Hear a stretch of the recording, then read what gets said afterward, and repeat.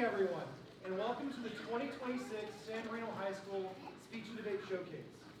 We are excited to revive this cherished tradition which spotlights the remarkable achievements of our students. Tonight's performers have honed their artistic craft over years, some of them starting in middle school. And each of them has demonstrated exceptional commitment to growth, discipline, and excellence. We wish each student on our team could be individually recognized and perform today, but if we did that, we'd be here for an entire week. Each student has grown immensely this year and deserves praise for their dedication and hard work. We are deeply honored to welcome our distinguished guests this evening. Our sincere thanks to our esteemed members of the school board, Mr. C. Joseph Chang,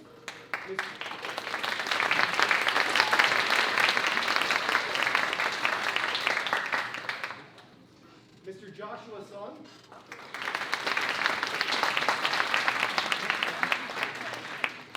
and Superintendent Dr. Linda De La Torre.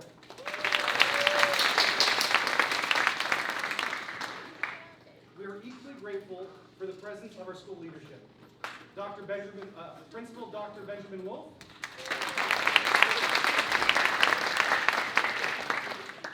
and Assistant Principal Dr. Emily Hill.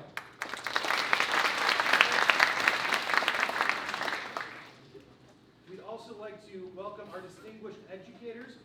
Mr. Slink was not able to join us today, but Mr. Chris Good is here today.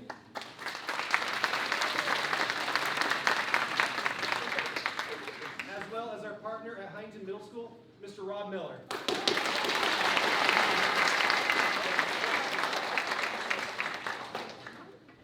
Your unified and steadfast support has been instrumental in helping this team thrive.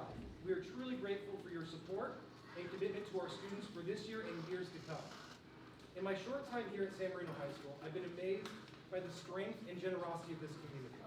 I'm truly humbled to serve as Director of Speech and Debate and have been in awe of the passion, resilience, and intellectual curiosity of our students and what they bring to this program.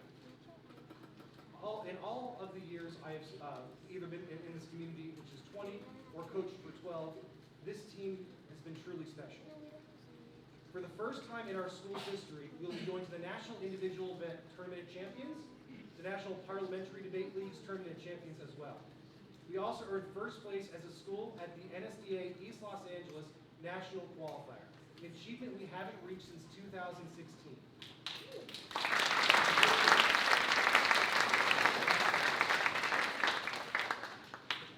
What I'm most proud of with this year's team is how each student has used speech and debate and their skills learned here to find their voice and to change the community around them.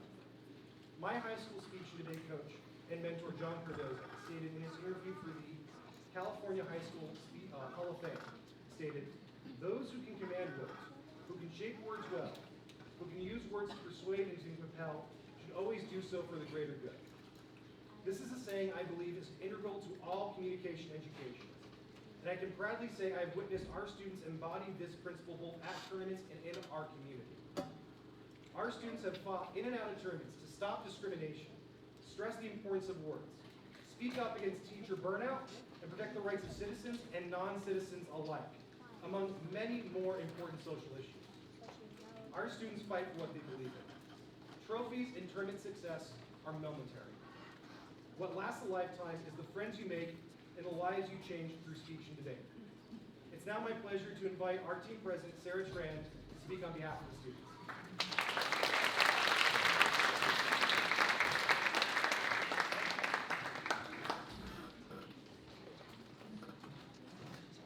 Good evening, everyone. On behalf of the high school speech and debate team, I'd like to welcome you all to our speech and debate showcase. Thank you to the students, parents, teachers, and middle school guests who came out tonight to support our program. Speech and debate is a unique activity. It's not only about standing at a podium or winning an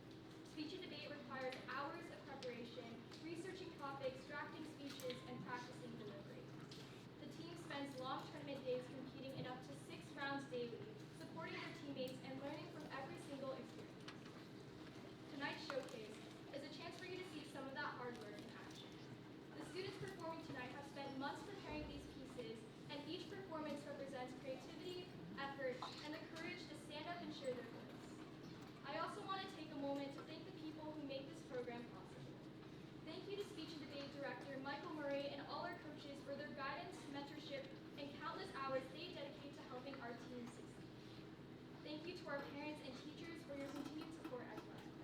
And a special shout out to the middle school students here tonight. We hope that what you see inspires you to join speech and debate when you get to high school. Thank you all again for being here, and we hope you enjoy the showcase.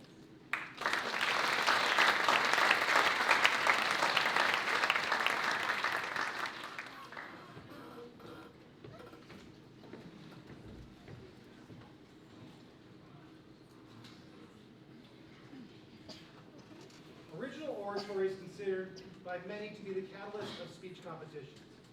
The goal is to examine a societal problem and to make the world a better place. This speech will use persuasion, emotion, and evidence to convince an audience there's a need for a change in the topic area the student is speaking on. This is all done within 10 minutes. Tonight's original oratory speaker is Genevieve Dan. This is Genevieve's third year of competition in original oratory, and she is qualified to the NITOC, the National Individual Event Tournament of Champions, and our state championship in a few weeks. Some other highlights of her success this year include third place at the Bargain Belt Invitational, third place at the Seattle University Invitational, and second place at the Southern California Debate League's state speech qualifier. Please welcome to the stage Genevieve Fan with her OO titled Sticks and Stones.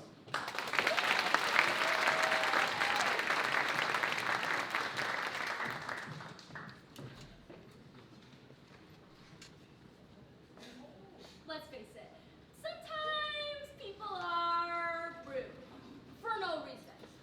Like in kindergarten, when my bestie says, "You makes you look gross." Clearly not. But my mom's advice? Sorry, hun, sticks and stones will break your bones, but words will never hurt you. Oh, or the time in 8th grade, when my first crush walks up to me and says, "Ugh, you look like a before photo."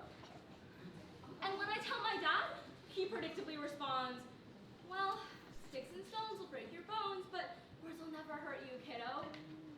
Or even in English class, when my teacher says, "You're never gonna be a good writer," I bet you can guess what my parents say.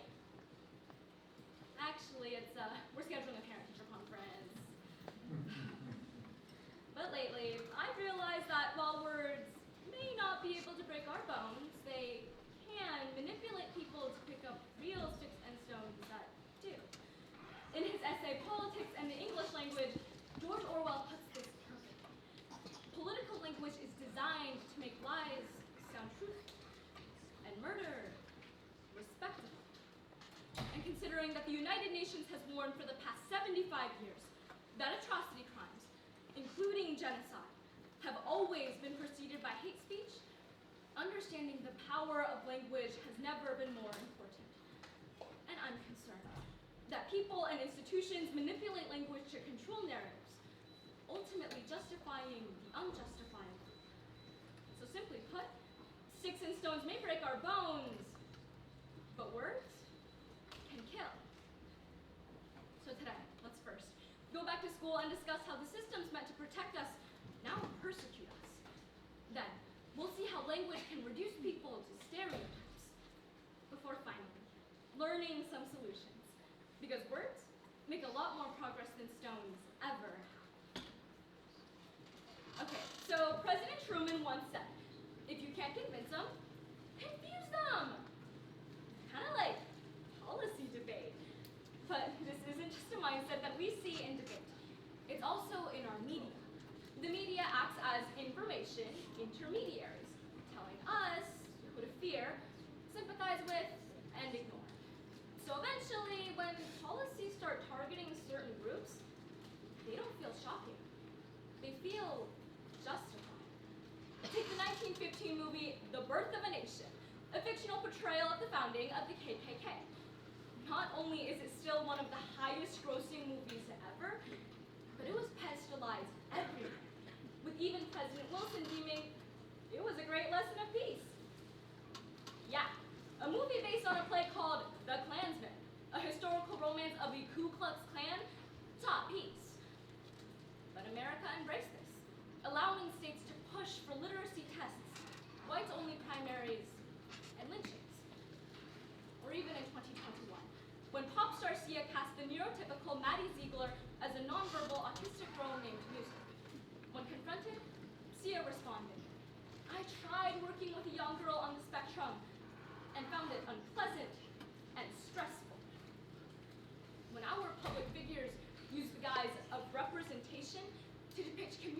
as unpalatable, it's easier for us to accept claims from our leaders, like autism is among one of the most alarming public health crises in history.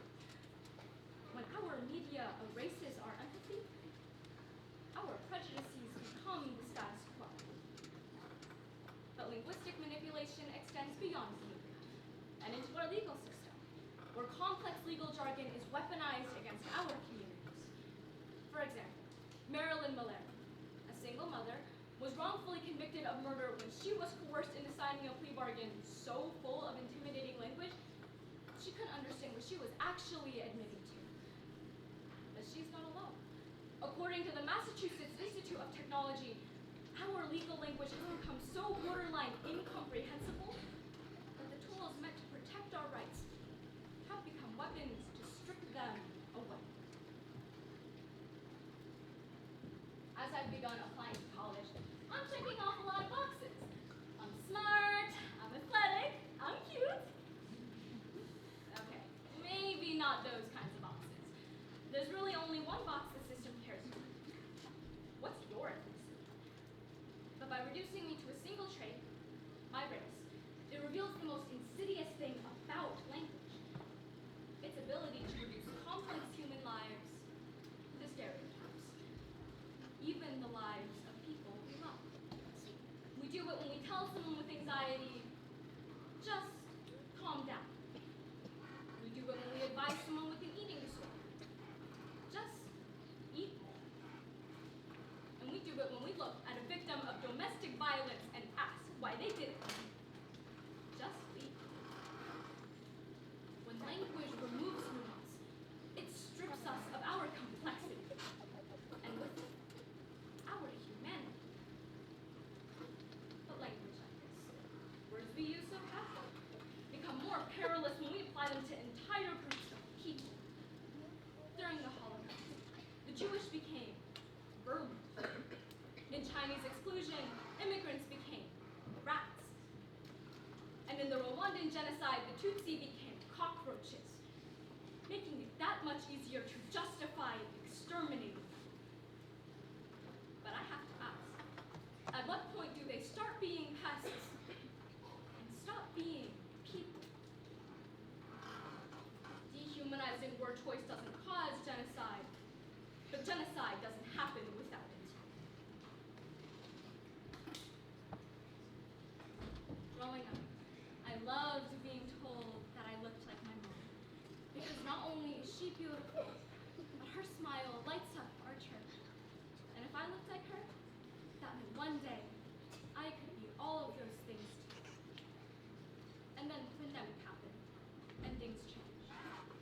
During the lockdown, my mom shielded me, sacrificing herself to get groceries, spending hours disinfecting them, and hiding her own fear behind them. It'll be okay. Meh. But when COVID was referred to as the Kung Flu and China virus, people didn't notice that she was cheerful or kind. All they noticed was that she was Chinese. And to them, Chinese meant sick, diseased, and infectious. And even today, when immigrants are aggressively marketed as monsters and criminals, I fear every minute that instead of seeing my mom, people see a threat to our country. And I watch on the news as minorities across the United States are attacked, regardless of their immigration status. And recently, I don't feel proud to look like my mom. I'm afraid. Our language has such an impact on how we view people, and those words hurt. Now, if negative language can do that much harm, how about we see what the language of acceptance can do? In the speech and debate community, we understand better than anyone that our words have power. So to the people in this room, talk with your friends and family with the intention to educate and learn. A study conducted by PNAS reveals Informal political discussion helps increase understanding of democracy, self, and others. So before you start an interaction, understand the core morals of the other person's argument. And before you know it, it's no longer an argument, but a discussion. And next, to my parents, find out when your next local school board meeting is and advocate for teachers to integrate critical thinking skills into their curriculum. This can help students recognize when someone is manipulating them or just trying to sell them something. But seriously, our words have so much power to make change in the right direction because words are power and power is action. Okay, so after surviving 12 years of the public schooling system, I think it's safe for me to say that words definitely hurt too. So it's key to remember that our words carry intrinsic influence, and it's up to us to use that power for good. Let's let our words speak life into our policies and hopes, so that one day, instead of letting language control us, we'll control language. Thank you.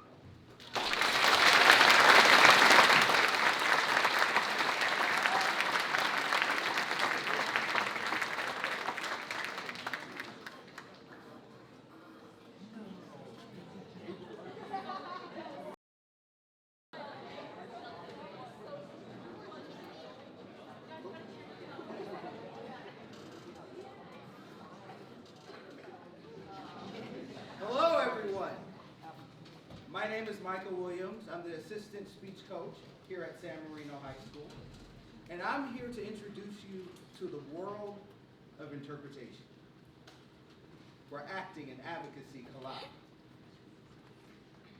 Interpretation is an event where we take a piece of media and reinterpret it to find new meaning.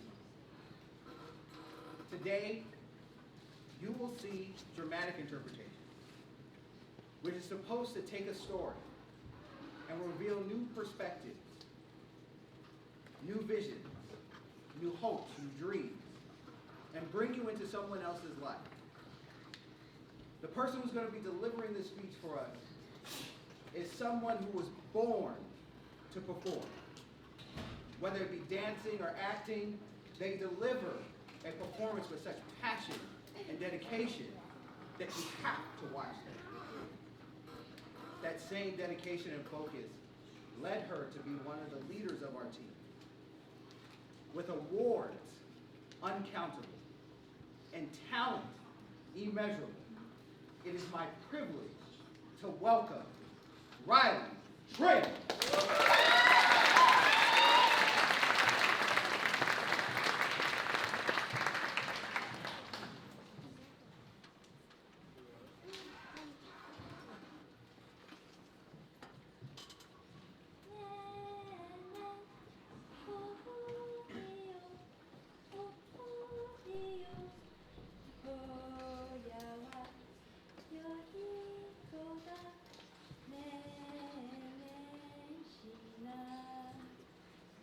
Your grandmother, my mother, would sing that to me every day.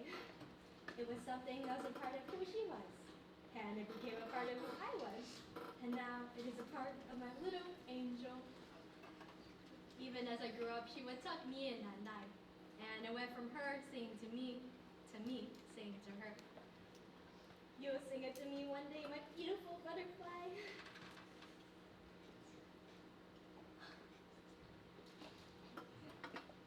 Oh my goodness, that's right.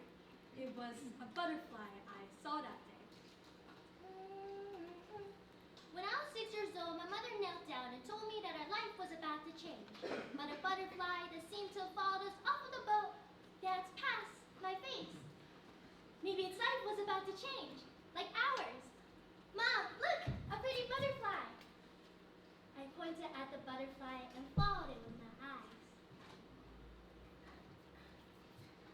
She just sat there, magically in the air, fluttering her beautiful wings. I stared at it as it flew away. Sayonara!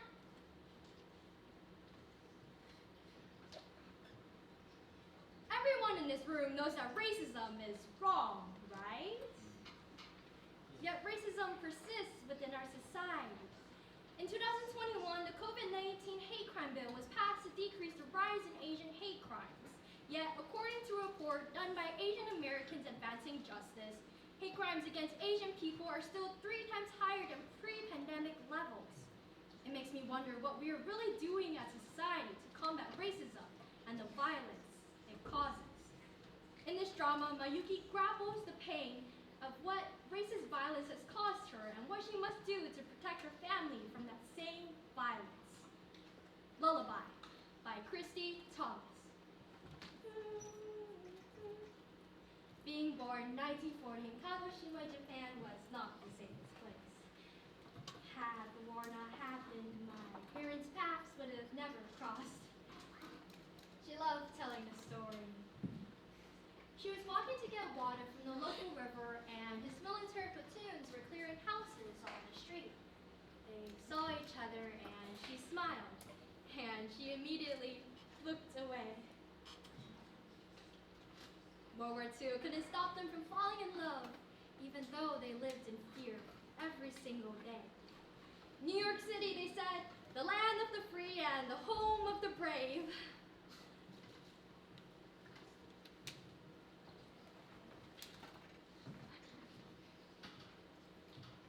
Evelyn, that's her name. It was my mother's middle name.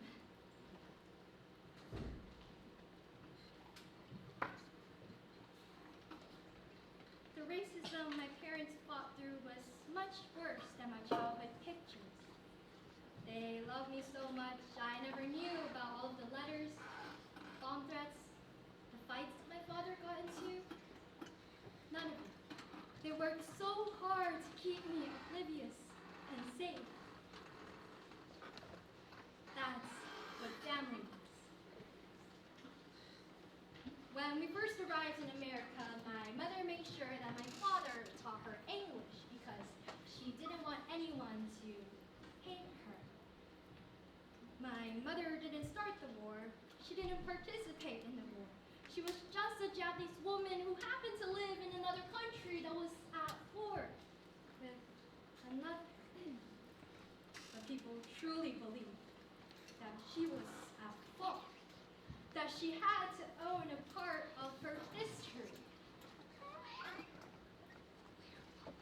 Then she paid for it with her life. The corner store. It was a normal summer day.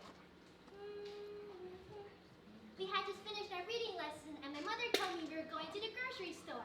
We went into the grocery store, got everything we needed, and just as she was about to pay, my mother said, A butterfly. Would you like a piece of candy? "Of course I did." I ran over to the candy aisle when the door of the grocery store opened.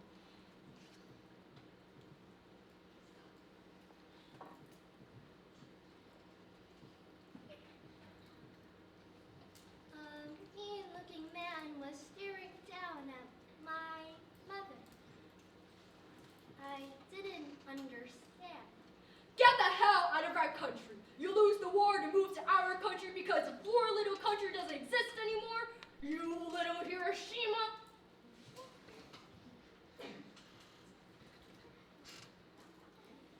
What was happening? He's yelling at her, and her hands were shaking. And her hands were holding the grocery bag so tight. Her hands were blood red. My mother grabbed my arm and we left the grocery store.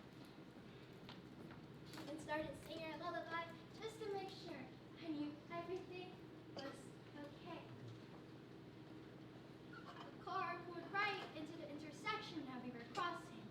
The man from the grocery store jumped out and walked right to my mother. You don't belong here. You think you're American because you had a kid with some man who was lucky enough to be born here? You don't know what it means to honor the stars and stripes. Do you hear me, or do you even speak English? My mother grabbed my arm and pulled me right behind her, and on the shake she had calmly said, Yes, sir. I do know what stars and stripes mean. As my husband told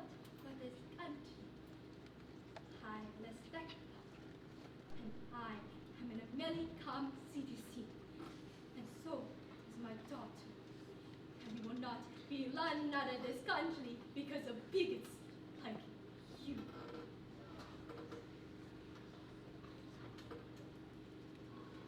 My mother had disrespected him, something that a woman in 1965 was not allowed to do, especially a Japanese woman. He started running toward us, and my mother threw me to the side, and he took his bare fist and hair on top of her head, bringing her hand down, crushing her neck.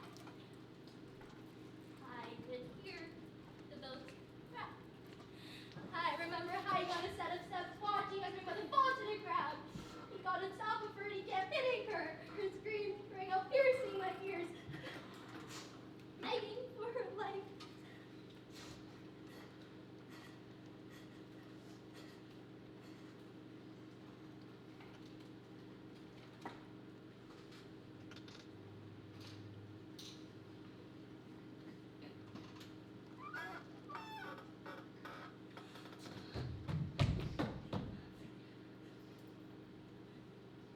He looked up at me.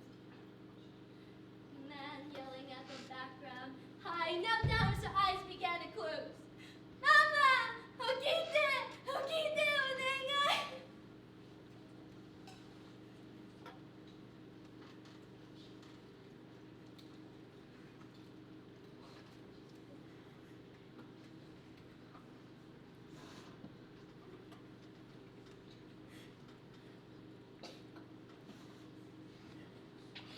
I found myself being pulled away. Her beautiful face gone. I go.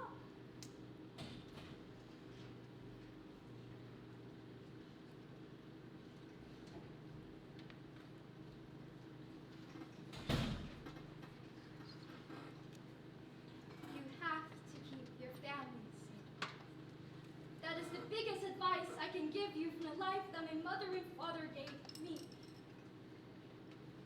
My father died years after my mother. She was his everything. Racism, bigotry, and hatred is still prevalent even now. All I can do is hope that when Evelyn is old enough to see the eyes looking down at her, that she knows not to worry, not fear the silent monsters of the streets, because I will keep her safe.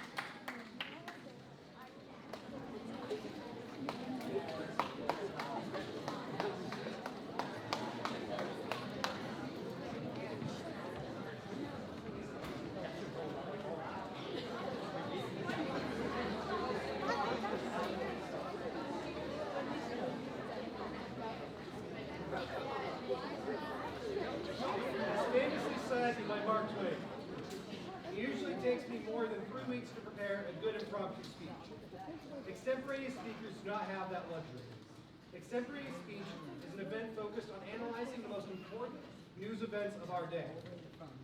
Each speaker is given 3 topics, is given 30 minutes to pick a topic, write a speech, and memorize a speech not to exceed 7 minutes in length. Speakers are expected to cite news sources, including the date of the source. Tonight's extemporaneous speaker is William Samara. This is Will's 3rd year competing in extemporaneous speaking. And he has qualified to the NSTA National Championship and the California High School Championship as well. Some other highlights from his success this year include 2nd place at the Southern California Debate League's Fall Varsity Speech League Tournament, fourth place at the Southern California Debate League's Spring Varsity Speech League Tournament, and champion of the East Los Angeles National Qualifier. Please welcome William Samard to the stage to get his 3 topics.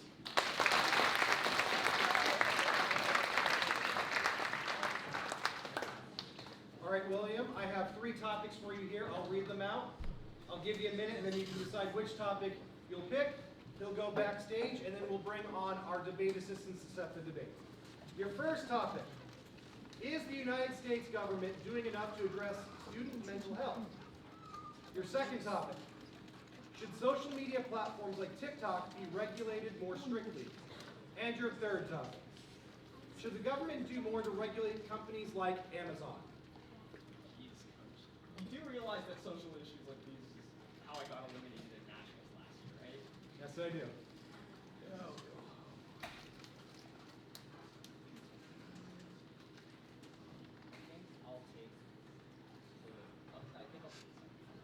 William will be speaking on the topic, should social media platforms like TikTok be regulated more strictly? Thank you, William.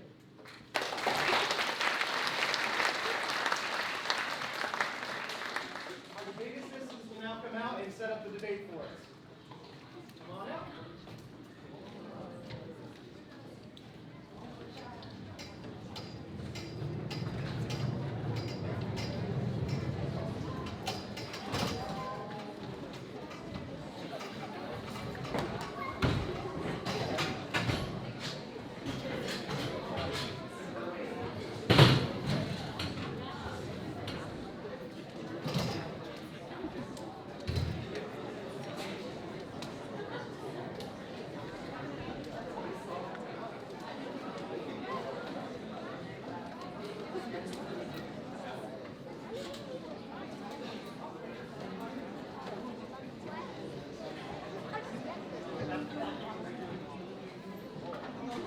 Good evening, everyone. I hope you're doing great tonight. My name is Dobson. I have the privilege of working with many of these amazing students as an assistant debate coach at San Marino. Our next event will be a public forum debate. So public forum is seen as one of the most accessible forms of speech and debate competition. The goal is to analyze current events and societal issues in order to better understand different perspectives. In the event, teams of 2 will use persuasion, logic, and evidence to argue both sides of a resolution. Within a structured time format, debaters aim to demonstrate why their position offers the stronger case on the topic being discussed. The following debate will be between the debaters Kaihan Hashimi and Ethan Shao versus Junhee Kim and Kimberly Pan. Some notable accomplishments from these students this year include Kai being undefeated at the Jack House tournament, one of the largest in LA, Junhee getting 3rd at the SCDL tournament, Ethan nationally qualifying for the 2nd time after doing it last year, and Kimberly qualifying in Parley debate at the Tournament of Champions. So, without further ado, let's begin. The resolution up for debate is, in the United States, the benefits of the use of generative artificial intelligence in education outweigh the harms. Please enjoy.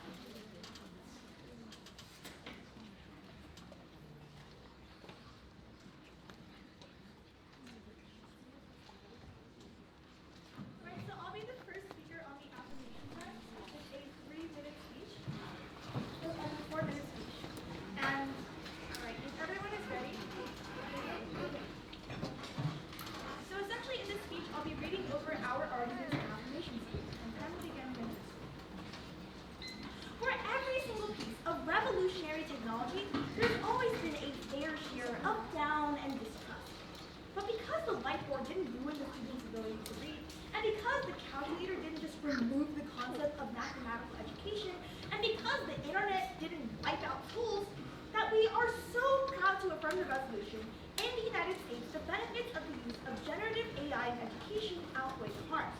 Before we begin, let's set one thing straight. The burden of the affirmation side is not to prove that AI makes a good replacement in education, but rather an effective supporting role.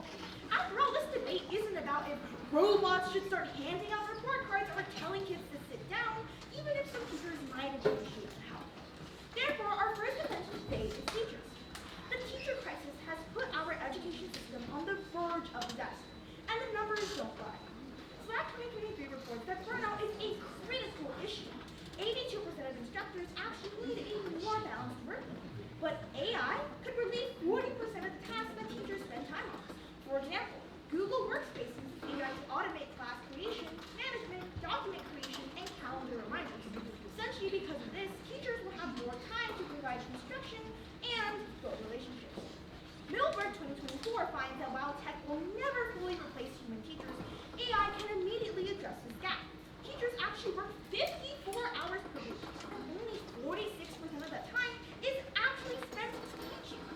Therefore, the burden of administrative tasks is cited by these teachers, in fact 48% of them, as the leading aspect affecting jobs in education. Therefore, automating tasks frees up time teachers can now spend on engaging with students, customizing content. AI also boosts outcomes. Peer-reviewed studies agree. MOPI 2025 finds that AI tested across urban, rural, and underserved areas reported a 40% reduction in time spent on administrative tasks. 87% found AI to be effective. And students benefited too. In fact, students scored 15% higher and found a 22% improvement in comprehension and retention. So, AI doesn't just benefit the teachers, but also benefits the students when it is used effectively. But failure to adapt has dire consequences that we are already facing. According to Perna 2022, we're at a tipping point.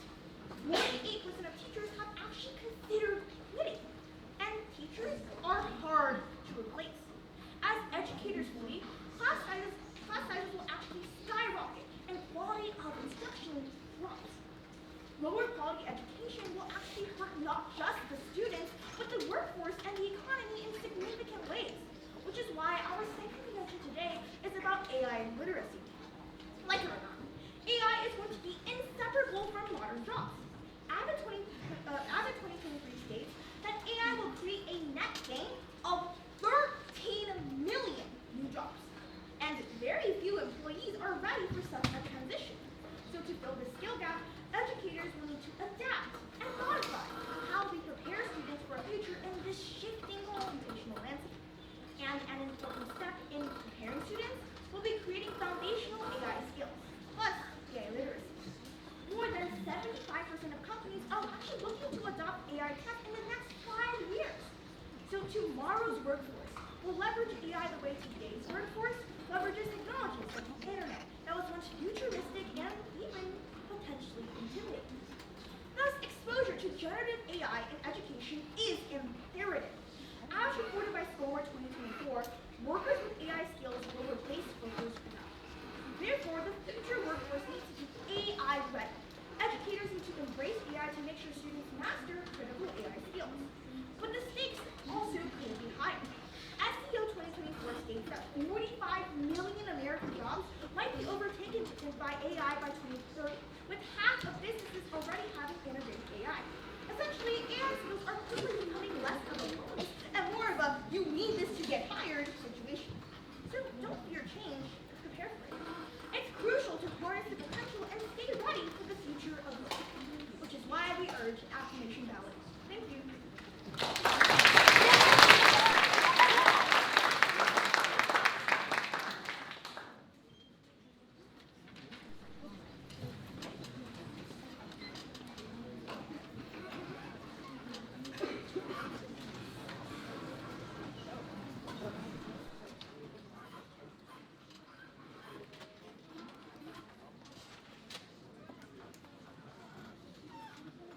Hi everyone, I'll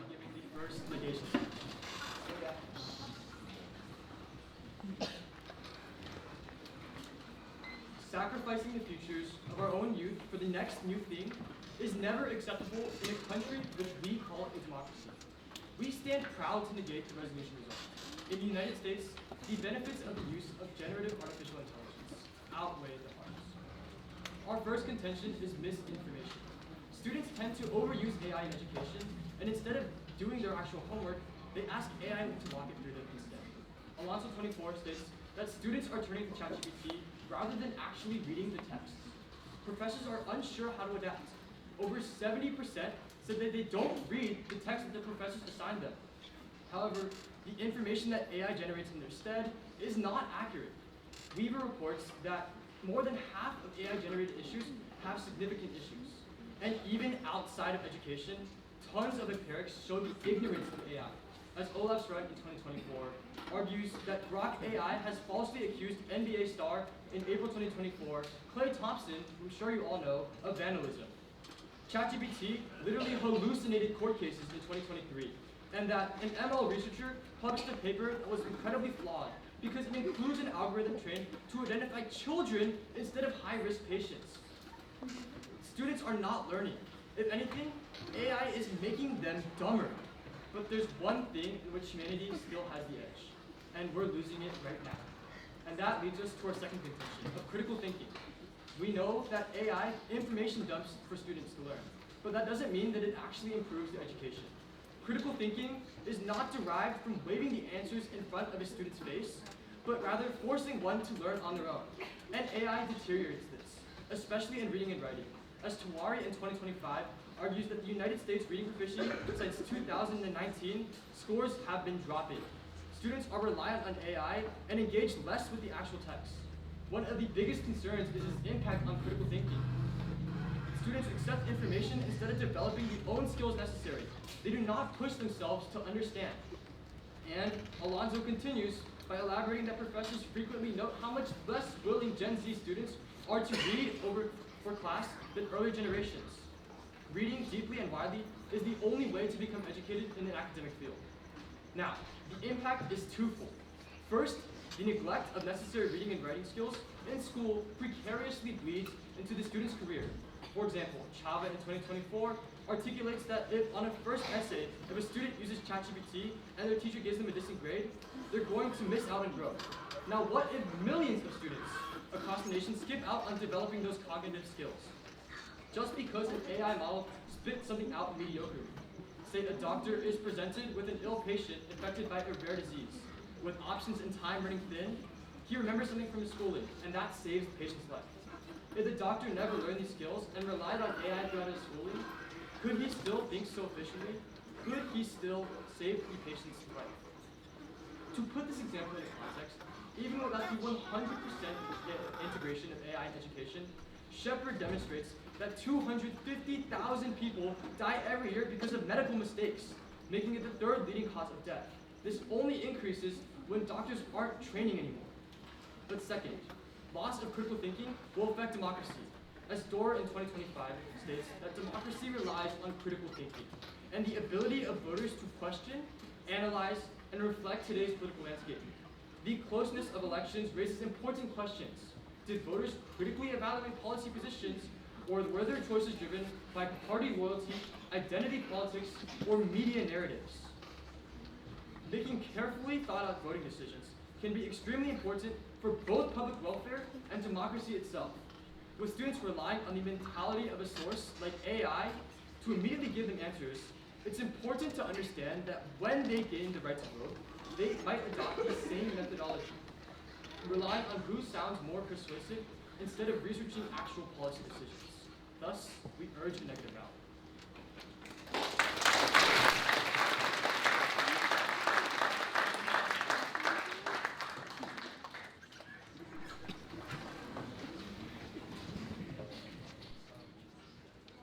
Now we are continuing with 3 minutes of back and forth cross-examination.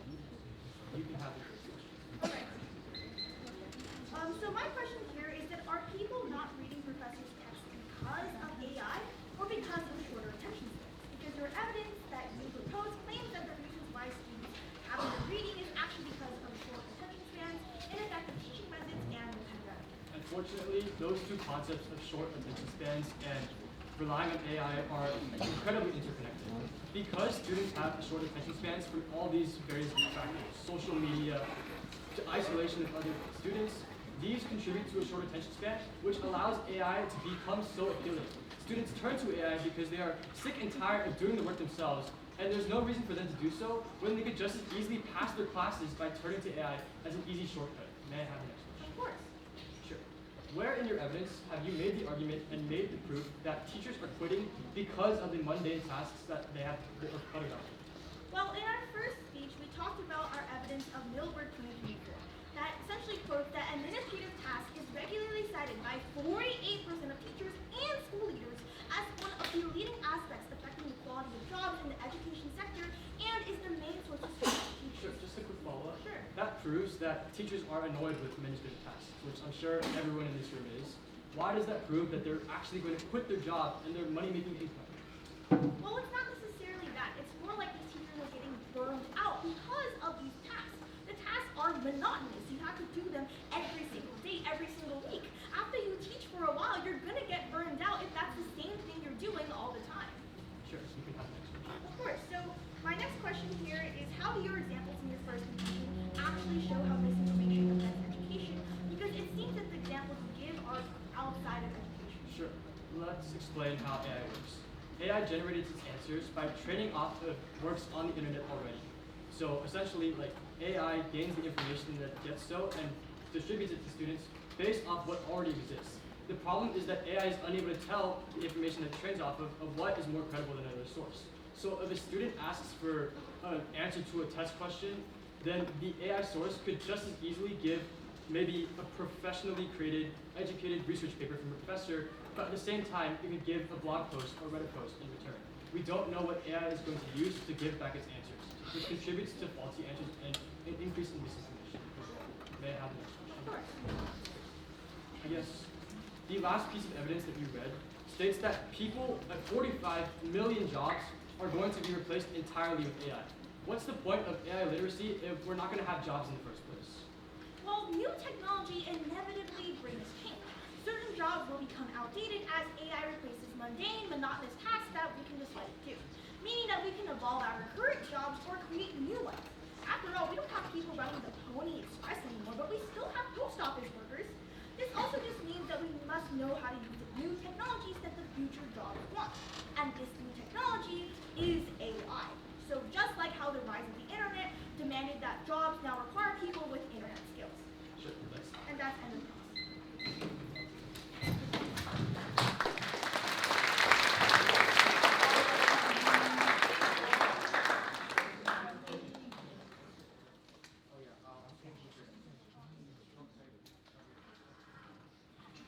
Hi, as many of you know, my name is Judy Kim, and I will give the affirmative regarding speech, going over the negative case.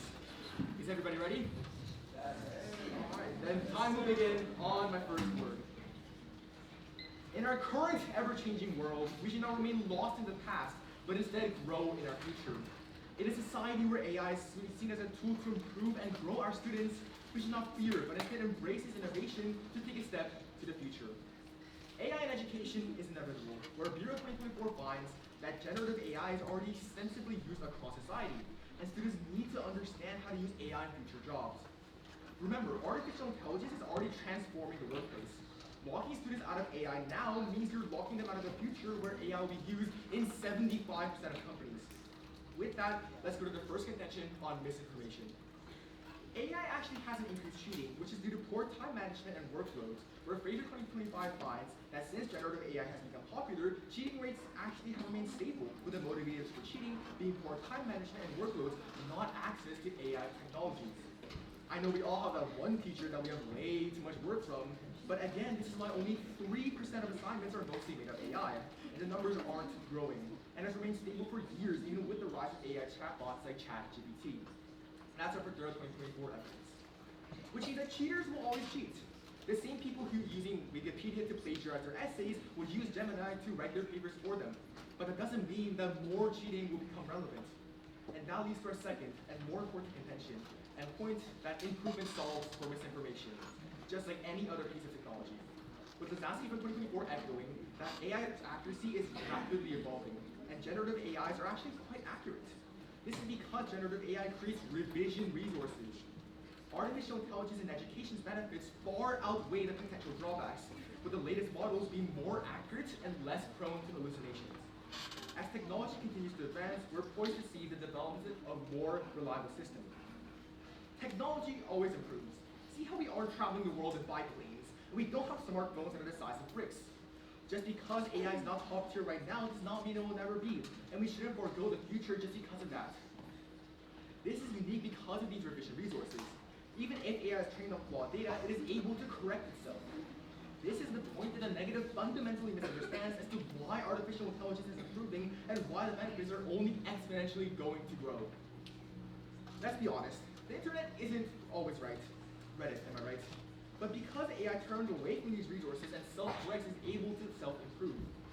Which leads us to our second mention on critical thinking, where studies find that generative AI gives students personalized learning environments that also solves for the root cause of cheating. Where CAN 2024 reports that generative AI offers control over their learning, allowing students to explore at their own pace. This self-directed exploration encourages ownership, fostering autonomy, and individualized feedbacks helps students understand their strengths. This makes students actually engage deeply with the material, not lose their critical thinking. I admit, sometimes classes can be a bit boring.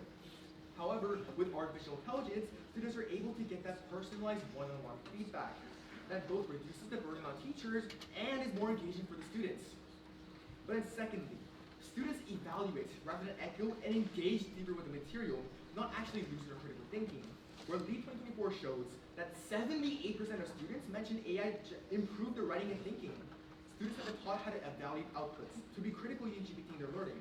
This interactive nature of chatbots made the learning more engaging, only promoting students' curiosity. This is exactly why you see 15% higher test scores when AI is used well. Observe how all of their evidence is from anecdotes that point to AI as one of the problems. When we actually isolate AI, you see 87% of teachers reporting it as useful, and reading comprehension actually increasing by 23%, not decreasing. Artificial intelligence is not the problem behind lack of critical thinking, time management is. At the end of the day, we shouldn't be scared of emerging technologies. If we had, the world would look massively different. Therefore, we urge an affirmative ballot. Thank you.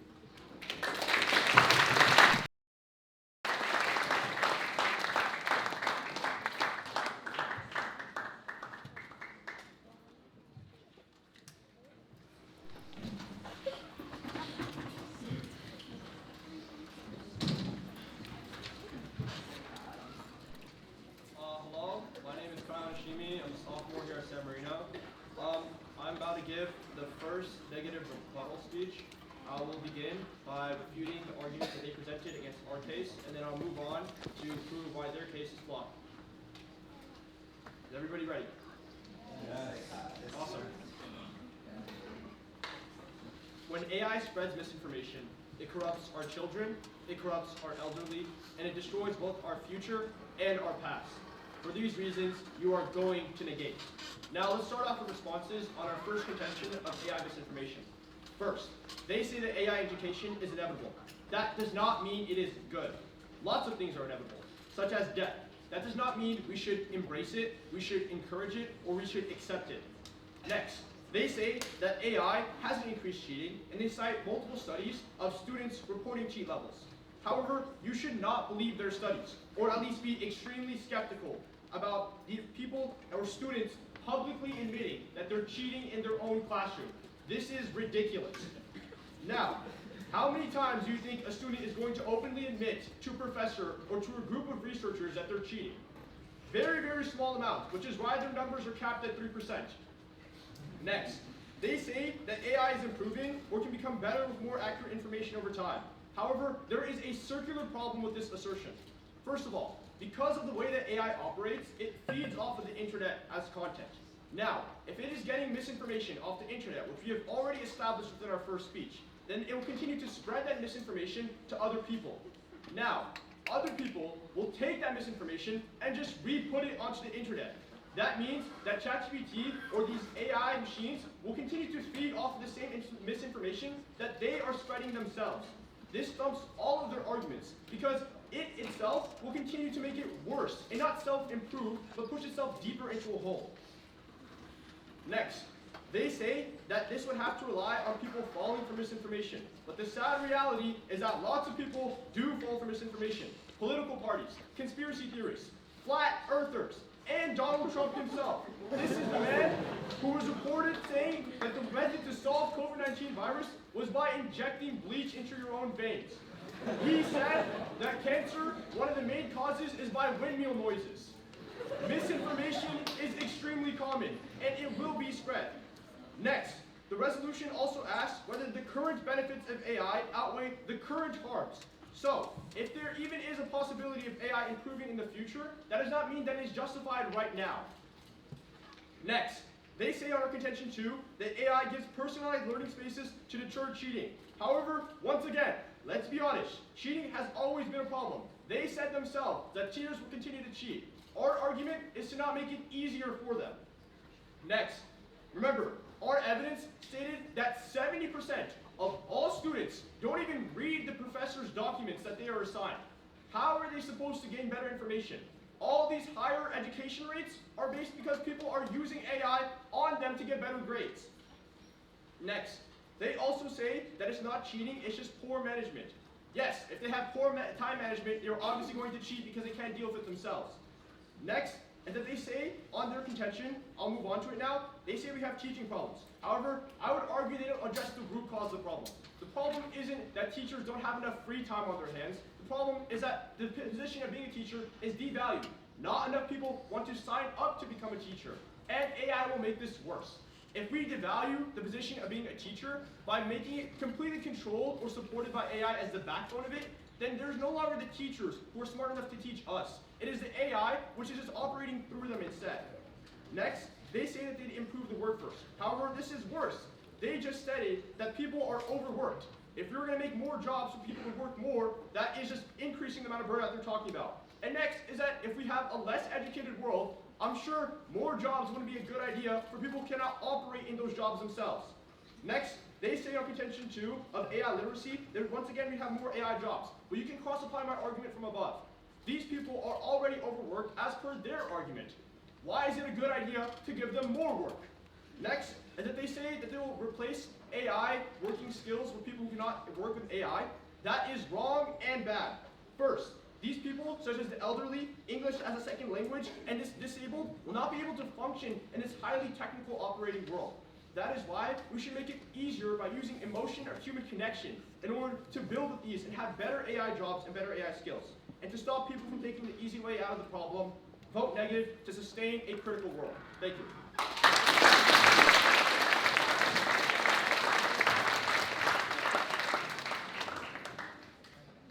I'm good for cross-sex. Yeah, can I take the first question? Yeah. By the way, real quick, we're going to have another period of cross-examination. It's back and forth, similar to the first one. Yep. All right, so you tell us that the position of teachers is devalued, but can you tell us why the position is devalued in the first place? Is it not because we have too much work to do? Well, you read the evidence saying that we have 55,000 vacant spots for being a teacher. You didn't say that 55,000 people have quit. That is meaning that we have a lack of teachers because not enough people are signing up to become teachers. Second is that your argument, or at least the way how we framed it, is that even if AI will be good right now, it will devalue the position because it will only operate through the teaching person, devaluing the person and empowering the tool. Okay, you can do your question. Okay, my question is how many times have you used AI in your assignments? Yeah. I don't use it to write my assignments. So you don't use it. Okay, that is another one of our points. People will not openly admit to using AI.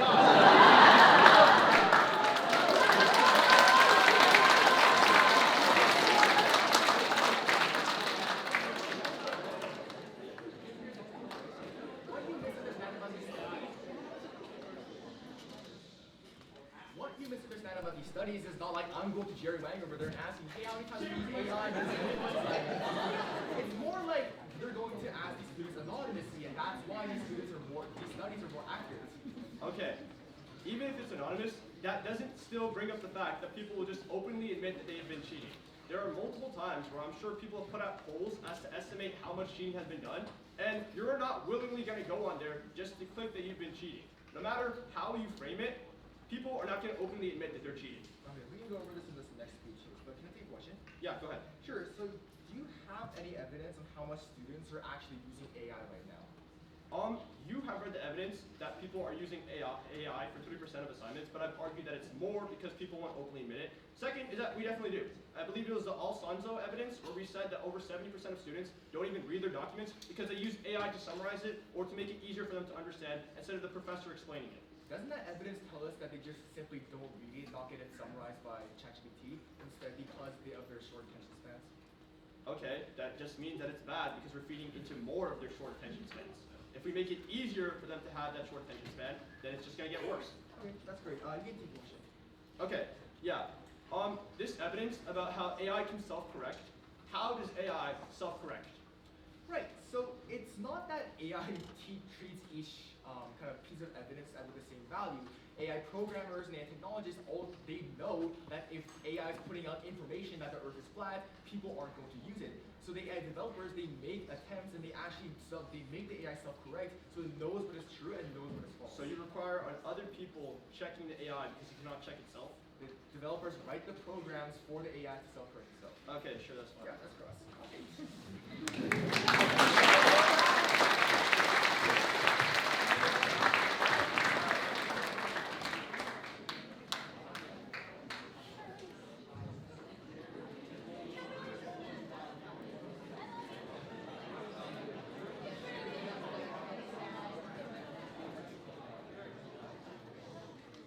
Alright, so I'll be the third speaker for affirmation time.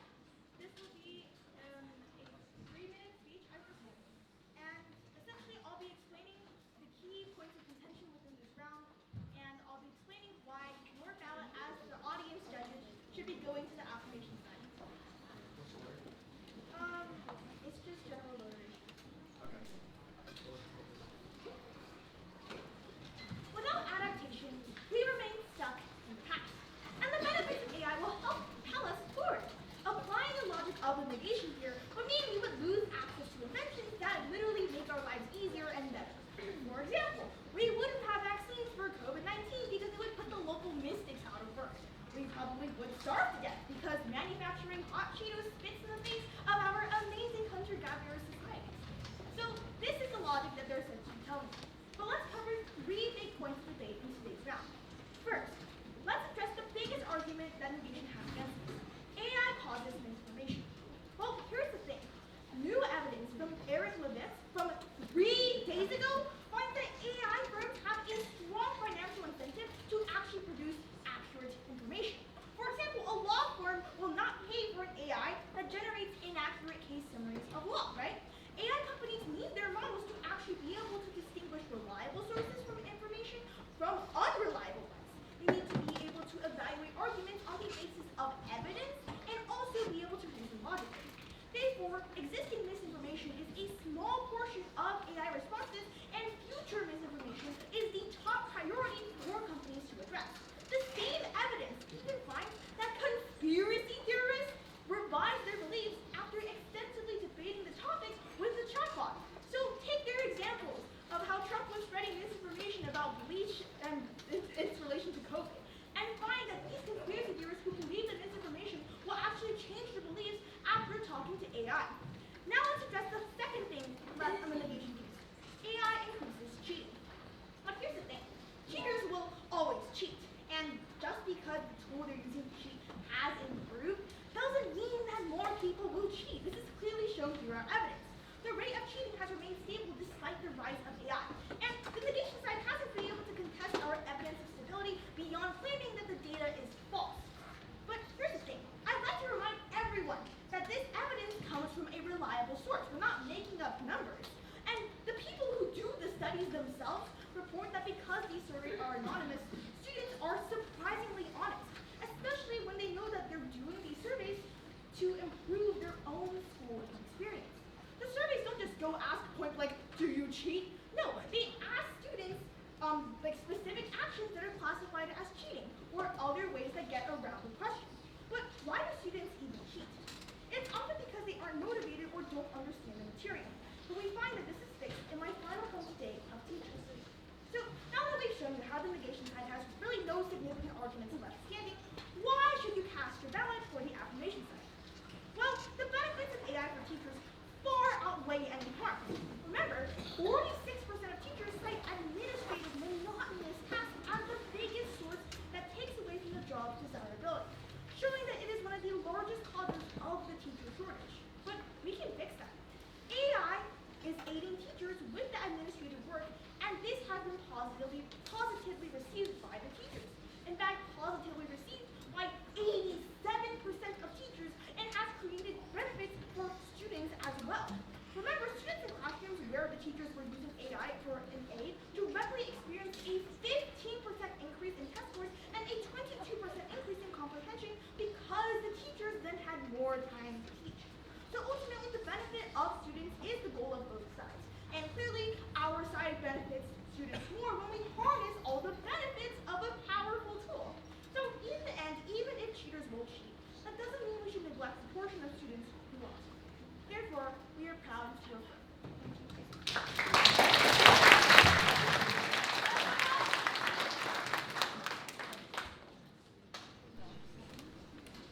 Cool. I'll be doing the same.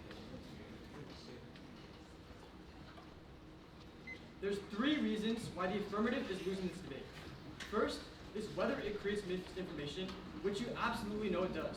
Misinformation already exists right now. Flat earthers, the evidence that they're reading to you, all it needs is a super accessible method of spreading. And when AI trains, it doesn't have a method of determining what is true or not. AI can only be programmed to provide misinformation, and it can't resolve it.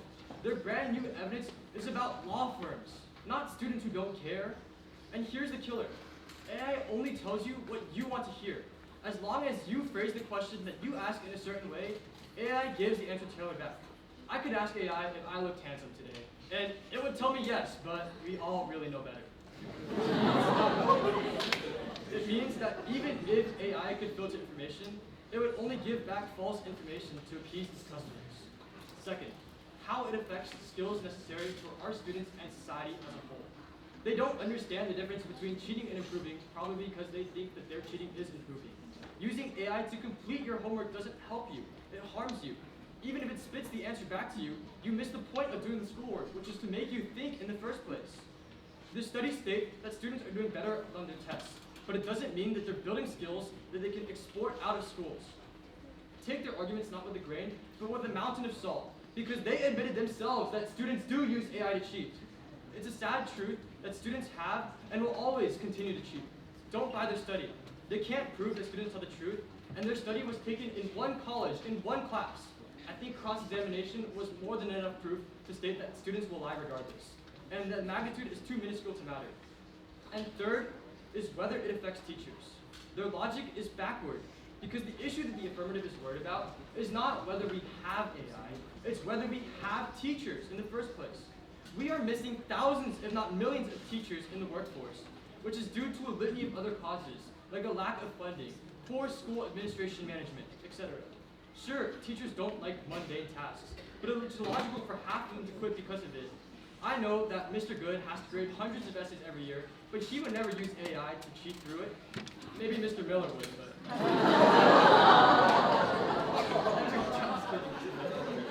Every job has mundane tasks. Us students have homework, for example, but our evidence states that test scores have been decreasing, and it's based on longer-term trends. At best, AI makes teaching more convenient. Its marginal benefits cannot outweigh the devastation of the education of our future generations. All else aside, you cannot progress in humanity without humans. And by ideologically pursuing a technology that seeks to replace us, you are destroying yourself. Save humanity and save education, and voting for the negation. So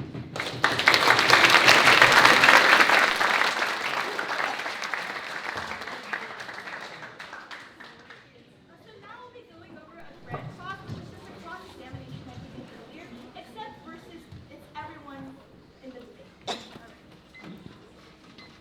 So our first question here is, would better AI literacy reduce, would better AI literacy education reduce misuse and acceptance of misinformation? I think the problem here is the way that we view AI literacy.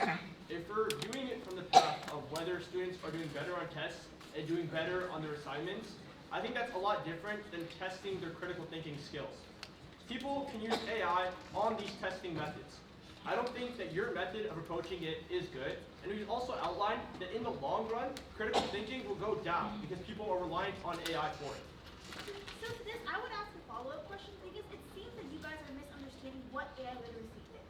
So AI literacy is mostly composed of three things. It's understanding and knowledge of knowing what AI is and how to use it, evaluation and ethics, meaning if we can critically evaluate using our critical thinking if this AI is producing correct information, and also using application of knowing when to use it. So wouldn't this solve misinformation if people are not evaluating the AI critically? The problem is that it's not. In the status quo, we've outlined multiple reasons as to why misinformation is spreading, why AI is making it worse, and why people are confused at a mass scale. If AI literacy was such a good idea, as you've been saying, it's implemented right now. Why aren't we seeing these results, and why is it actually working backwards? Why is this backfiring us? I think you misunderstand one more thing here. AI literacy is not very common right now in the status quo. This is why we're saying this is a good thing to implement, meaning there will be more benefits. Now you guys can ask the question. Let's continue on this point of AI literacy. Maybe we're confused, but could you explain to us how asking AI for homework answers and asking AI to write your tests and essays make you more literate? Right, so the answer to that is 3%, right? We're going back to the statistics again. But it's that not every single student is going to always use AI for every single assignment. That's very, very low. What actually happens is that they use AI to ask questions that they don't understand, and they're able to get personalized feedback that also helps them. AI literacy isn't asking ChatGPT to write your paper for you. It's you're asking it questions to say, hey, why did this happen in this era? And why does this math problem solve like that? And that's what AI literacy is, and that's what's spreading right now. And Quick I would follow-up. also, I would like to add on first that AI literacy also includes teaching students why we shouldn't be using AI to do our assignments and stuff. And it's teaching students how to use AI as a tool, not as a way to cheat. Okay, quick follow-up. You mentioned that 3% number. I'm going to give you another one, 70%. That's how many students don't read the assignments and put it into the AI system just to get answers and to summarize it. So read the 70% evidence, because I don't think it says that they said all 70% of students use it to put it into AI, right? well, we said it multiple times, and that is our Alonzo study. They do use it. Over an average of 70% of students don't read their professor's assignments. So if that's what's happening right now, doesn't that prove that AI literacy is debunked? Oh, wait, sorry, could you ask the question again? Sorry. It's okay, that's time anyways. Okay.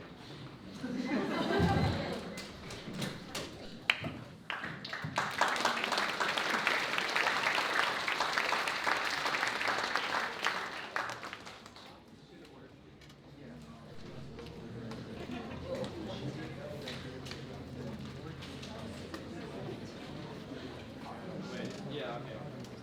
Yeah, you're going.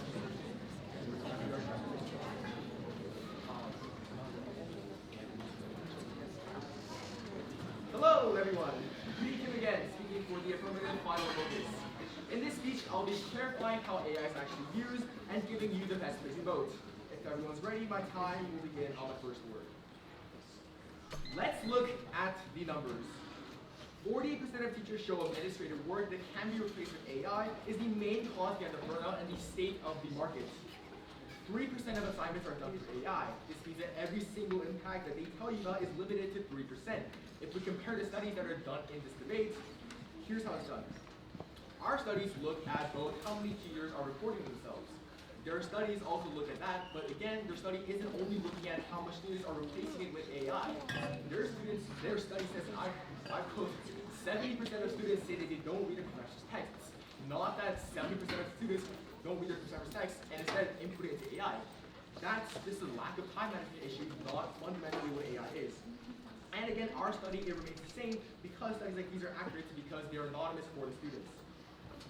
Here's how AI actually works. We completely agree that AI trains off the internet in the beginning, but it is because AI self-corrects and because it revises its training that AI's accuracy is rapidly evolving and improving.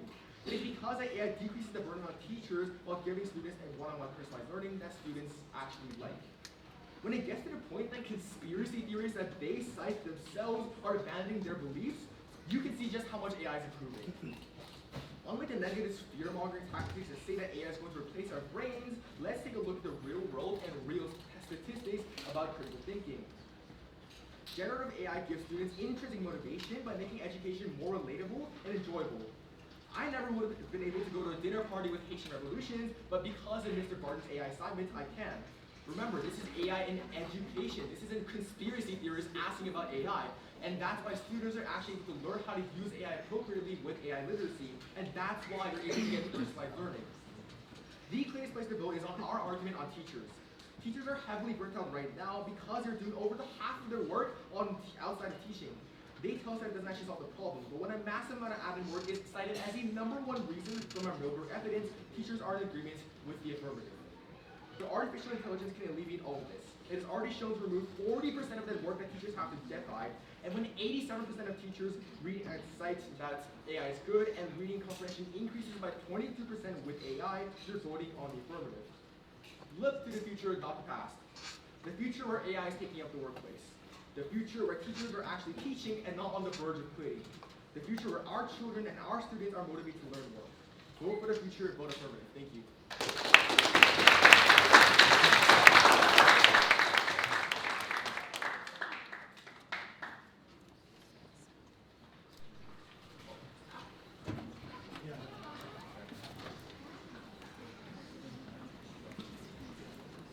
I was taking a little bit of prep right now to get 3 minutes on the clock. Usually, public sports debate teams get 3 minutes of prep for each side. You they can spend this time planning what they will say next. Okay.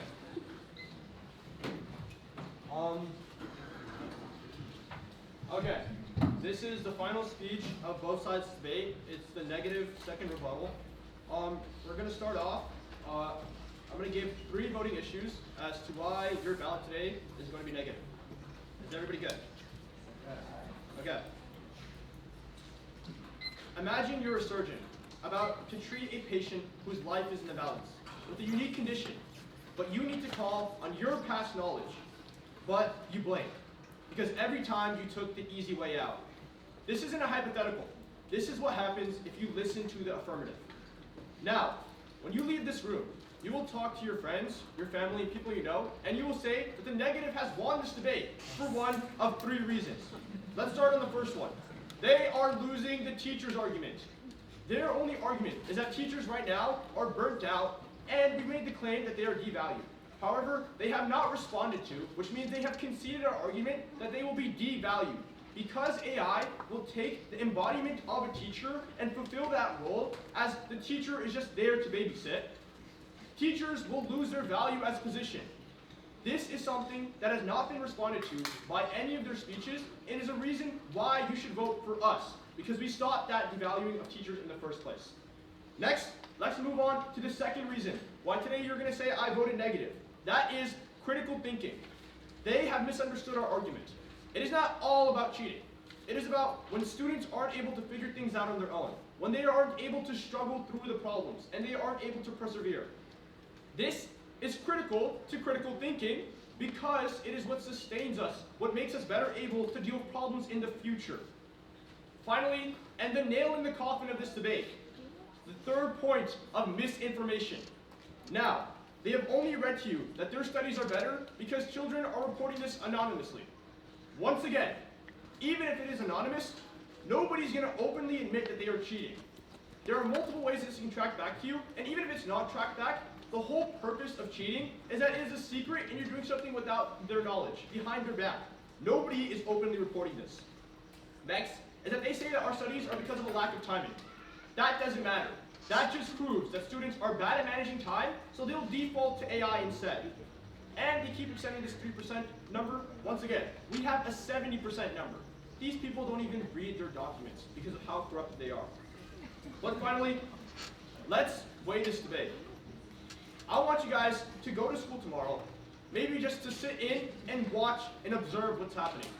Look at how many people are not able to understand the prompt, are not able to think on their feet, not because their teachers aren't teaching them, but because AI is fulfilling that role, but spreading it in a wrong way. They talked about the time frame. However, I'd like to argue that we shouldn't be focusing on the past of what's happening with teachers. We should be focusing on what's happening right now in the present with AI, and what's going to happen to our future if they're misinformed. And for those reasons, you negate. Thank you.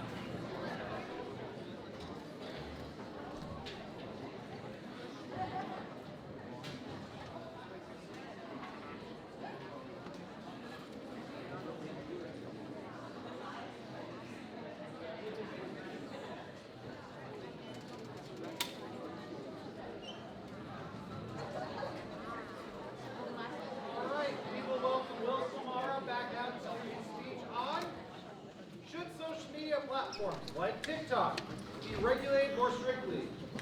Come on out, Will.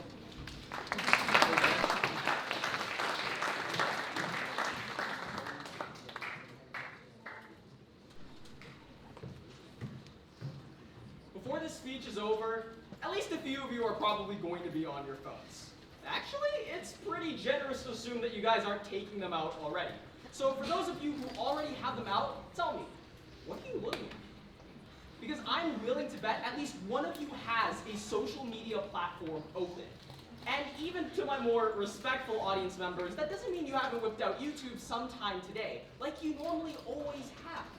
But in a few days, all of that might change.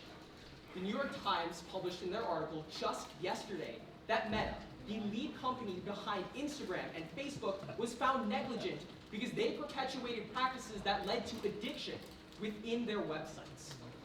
Particularly, the practices found on short-form content proved even more detrimental when examined under the lens that the US jury had brought. And thus, Meta and now many other social media companies are facing concerns as to whether or not their policies should change. And don't get me wrong, parents, you guys have been restricting your kids' access to social media all the time. But now, as the government gets involved, many are wondering just how far they should go. And considering that an article from the LA Times just yesterday notes that every single current social media company is currently embroiled in some form of controversy, be it YouTube, TikTok, or Instagram, and it's through this lens which we can examine today's question. Should social media platforms like TikTok be regulated more strictly? And the answer is yes, because as they are right now, they pose a huge safety risk. First, because of international security concerns. Second, because of the extremely addictive AI algorithm. And finally, because of how easily misinformation propagates on social media. 2 years ago, on January 31st, the TikTok CEO was interrogated by US Senator Tom Cotton in an interview that went viral for all of the wrong reasons. And look, I sympathize with the TikTok CEO. As somebody who's been misidentified as Chinese all of my life, right now, his worries are looking more and more sympathetic. And while I don't agree with Tom Cotton's line of questioning, because he picked the most racist language possible, it's not like his concerns are unfounded. Because the first reason that social media platforms should be more strictly regulated is because right now they pose an enormous international security risk. An article from the South China Morning Post finds on March 13th of 2025 that while, yes, TikTok CEO is Singaporean, and yes, he does live in Singapore, the company of TikTok is still based in China and is subject to the same privacy laws, or rather, lack thereof, that China uses for the rest of its companies. It's this exact concern that has led many people to wonder as to TikTok's safety. And evidently, the United States isn't the first to have this concern. Euronews presented on August 15th of 2025 that the EU was suing TikTok for 530 million euros because they believed that they were pirating data from their users in the EU. And these security concerns only grow even worse when you consider today's conflicts. Iran has repeatedly threatened the United States with threats of cyber attacks on our nation. And it's easier to do so using companies that already have backdoors open because they pirate users' data. By simply adding laws and regulations that prevent the harvesting of user data, we can effectively end the use of these companies in encouraging this sort of hostile takeover. But if Chinese super hackers don't have you concerned, what about the AI apocalypse? Because it's already destroyed one thing: teenagers' attention spans. And quite frankly, it's not the only thing it's going to stop at. The second reason that social media platforms should be more strictly regulated is because now, as they are in their current state, they are far too dangerous. An article from the National Library of Medicine finds on May 26th of 2025 that social media platforms have begun to increase their use of AI algorithms in determining what forms of short-form content that users would like to watch. It's the reason that once you stop on a Skippy toilet short for too long, you get to see that short 100 more times from 100 different edits reposters all at once. And while this is the more humorous conclusion to this debacle, unfortunately, there are far worse concerns to be had. As this same article further follows just today, currently our attention spans have dropped from 2.5 minutes to just 47 seconds. What's more, social media has been found to link to certain causes like depression and suicide simply because people have become too addicted to the website. It's because of the AI algorithm that our problems have propagated to this level. By restricting the use of AI algorithms within our social media companies, we can effectively prevent overuse and addiction, particularly that with our youth population, who is far more subject to this than our adults. But, as you're going to find, adults are far from safe from the dangers of social media. Because if Chinese super hackers or the AI apocalypse don't have you concerned, then what about learning something from social media, going off to show off all of your friends, and then finding out all of it was fake? Ouch, if that happened to me. It'd be like if I messed up on stage and had to run to the back. The final reason that social media websites should be more strictly regulated is because right now, the spread of misinformation on these websites is too high. An article found by the Washington Post details on March 1st of 2026 that currently many of these social media websites have little, if any, forms of regulation on misinformation or hate speech. Because of this, even if a video is taken down, it's often not too long before it's popped back up by, again, a bunch of reposters. And if you've been watching other people's speeches today, then you'll know just the impact our words, even those on social media, can have. Because as UCLA finds on January 16th of 2024, up to 80% of users have found some form of hate speech on all social media websites. The Pew Research Center further corroborates this statement on September 17th of 2025, noting that American adults have dedicated themselves to using only the social media to get their news. Up to 50% of American adults use it exclusively, and 80% use it at least somewhat. And when there are no protections, there are no protections against hate speech, and there's no protection against the propagation of these crimes. Through the use of regulation of these websites, we can allow for our laws to help restrict misinformation and hate speech on social media websites, be it through publishing guidelines as to how to automatically take these sorts of things down, by using those same AI algorithms instead of increasing user attention to help find the videos that often result in such hate speech being spread. So, who's ready to have the government control their social media? No takers? Okay, well then how about a couple laws to start? Such as a law to prevent AI algorithms within our short-form content, or even a law to prevent the pirating of data that all of us currently face.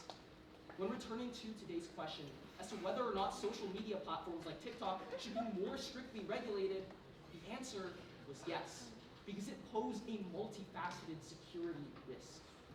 Our governments are concerned. The youth have long since dealt with this problem, and you adults need to start waking up to the issue as well. So for all of you who are currently looking at your phones, maybe click off. Not to listen to my speech, of course, but if you're not afraid of Chinese hackers, the AI apocalypse, or embarrassing yourself in front of your friends, then at least be worried for your own health.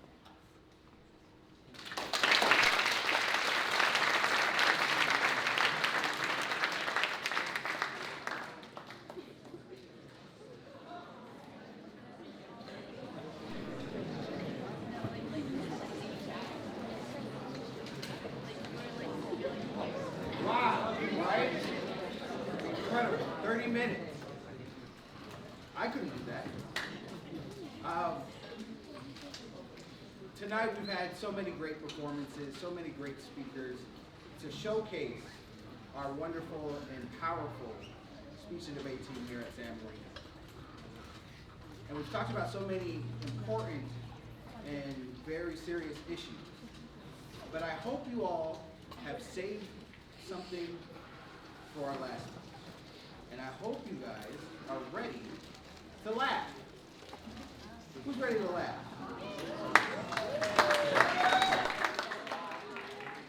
Well, that's exactly what our next inter event brings, which is humorous inter. It takes something funny and it creates a new interpretation for it so that it can entertain and bring humor to the audience while still using humor to spread a message. Our performer who will show us our humorous interpretation is a multi-talented individual who can not only sing, play instruments, but also is one of the funniest people I've ever had the privilege of meeting. And so, with that great talent, she has brought herself to the state level to represent San Marino High School and HI at state. This person is such a talented individual and is only rivaled by her love and passion for this team. And so, I hope you all are ready to witness Genevieve Time!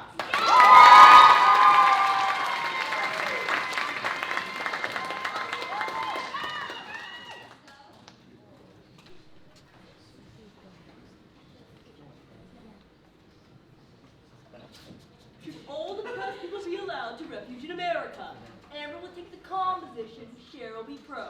Cher, 2 minutes. So, okay, like right now, for example, the Haitians need to come to America. But some people are all, Hey, what about the strain on our resources? but it's like when I have this garden party for my father's birthday, right? I said RSVP because it was a sit-down dinner. But some people came who like did not RSVP. So I was like totally bugging. But by the end of the day, it was like the more the merrier. And so if the government could just get to the kitchen, we could certainly party with the Haitians. And in conclusion, may I remind you that it does not say RSVP on the Statue of Liberty. Thank you. Mr. Hall, the topic was Haiti, and she's talking about some little party. Ladies, and with that in mind, I am going to distribute your report cards.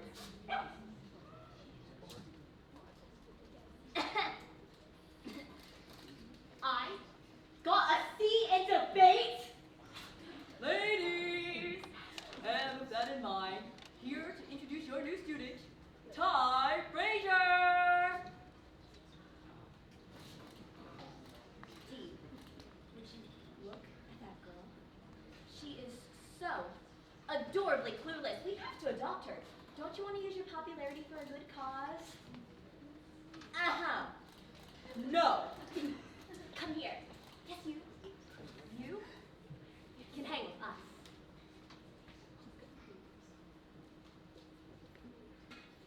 I sympathize with Cher. No, I really do. But unlike her, I got an AIM debate. I mean, have you seen me spreading a policy round? My case is where it's at. But obviously, I find myself elsewhere. Well, I was able to find my place pretty quickly. Cher spends the majority of her high school life trying to figure out who she is. Through friendships, relationships, and a complicated love triangle, Cher comes to realize that just because you're young doesn't mean you have to be clueless by Amy Heckerling. So, we decided to show Ty around Bronson Alcott High School. This is Dion. She's my friend because we both know what it's like to have people be jealous of us. That's the Persian Mafia, but you can't hang up them unless you own a BMW. And that's Elton in the white vest.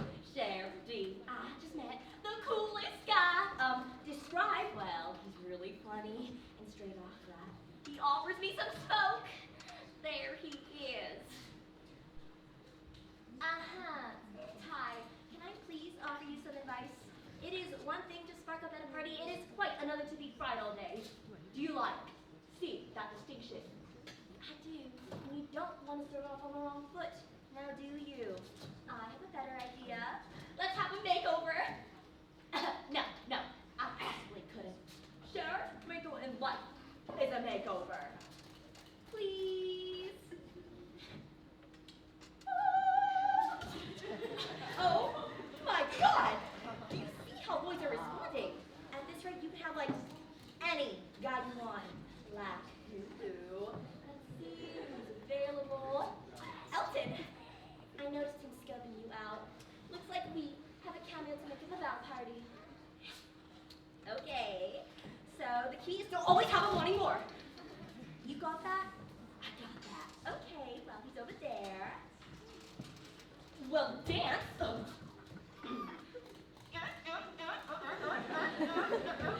Hey, Cash. Huh?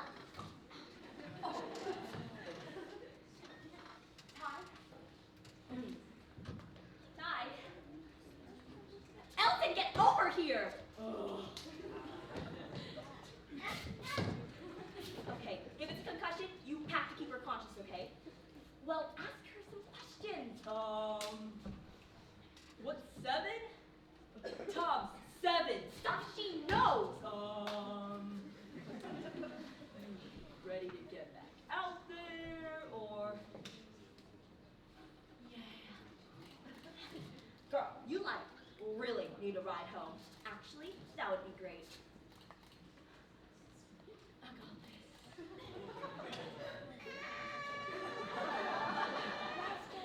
this. Cher, you'll come with me. Watch your feet. My car's new.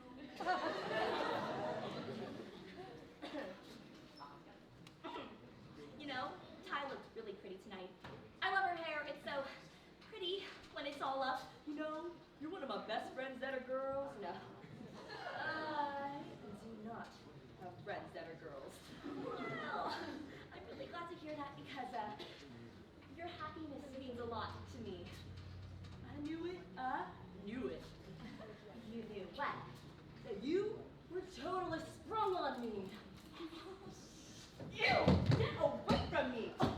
Whatever. It's not like I cared anyways. Where are you going?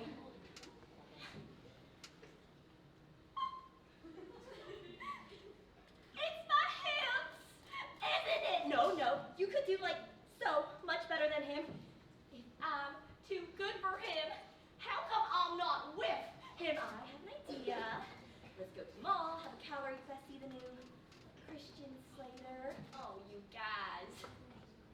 Where did Ty go? Oh, she escorted some random guys from Foot Locker and went right over there. If I fail, would you guys all catch me? Oh, please be any more generic. Stop it! Put me down! Put me down? I said put me down! Thank you. Oh my God, Cher, you don't understand. We were talking, and then we were laughing, and then all of a sudden, Hey, are you okay? yeah. Okay, so back at school, everyone could only talk about one thing. Ty, right before you die, your mind just sort of gets very clear. It is a very spiritual experience. Ty!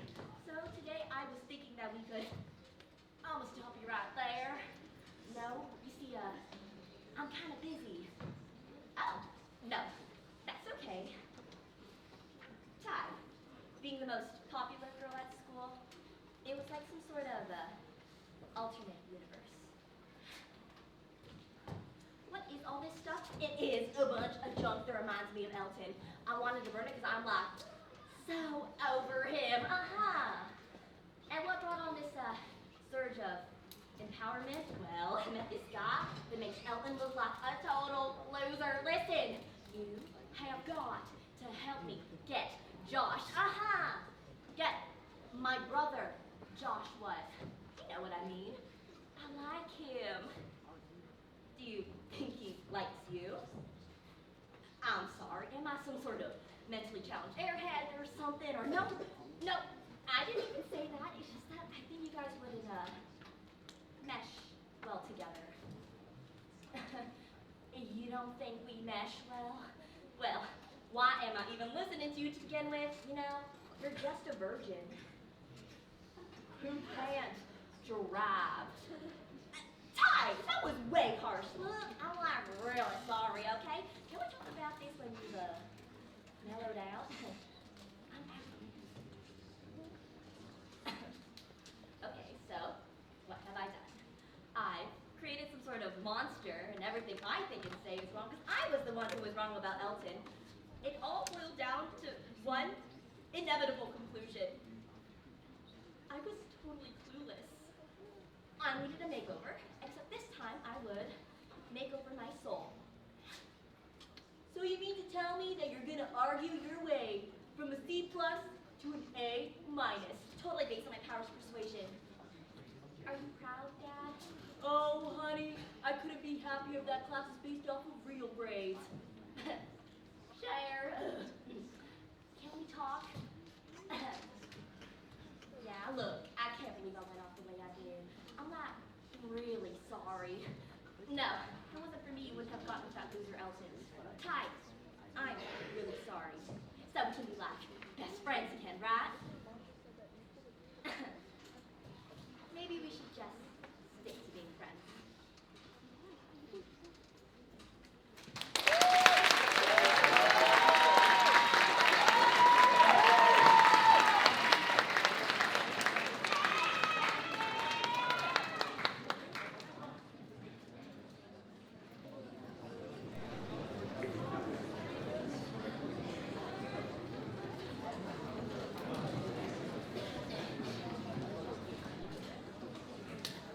Before we get out of here, I'd like to say a few thank yous. First of all, thank you to everyone for being here this evening. I know it's a little warm, it's a little late, but I hope you saw some amazing performances. I was blown away backstage watching everyone. But first, I'd like to express my deepest gratitude to all of our speech and debate families.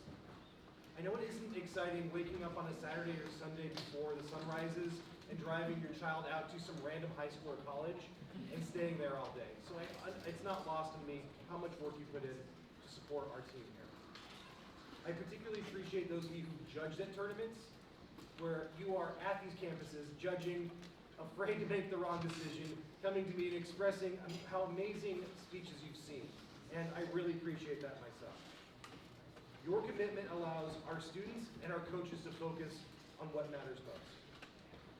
I'd like to thank all of our students on the team here. This team's growth is because of your love for speech and debate. You all make our team one of the strongest in Los Angeles County. This team exists because of you. Each of you has helped create a community I am proud to be the head coach of. Your joy and enthusiasm motivates me and our entire coaching staff to work as hard as we can. Speaking of our coaching staff, I'd like to welcome all three to come out on stage. Give them a round of applause.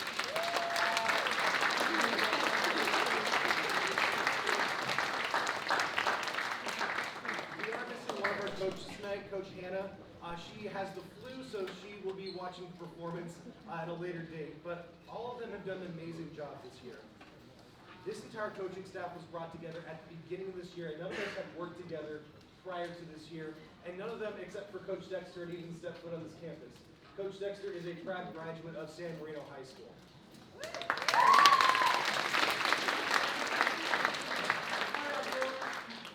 Aiden, Dexter, Hannah, and Michael, I've been impressed by how quickly you've integrated yourself into this team. Each of you has brought your own skills to this team and created a staff I'd put up against any school in the nation. Each of you has personalized your coaching strategies to each student and treats them with respect.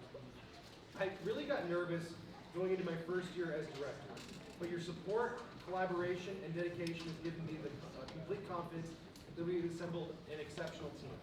Thank you.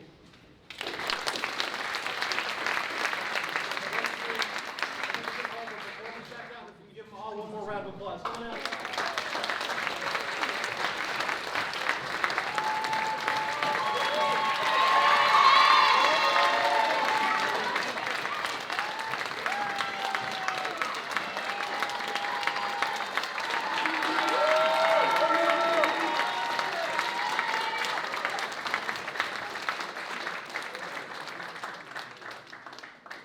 Thank you all so much. Team members, if you can stay for a minute, we'd love to take a complete team picture on stage. Everyone else have a great night. If you need a picture, we have photo booths outside and everything else.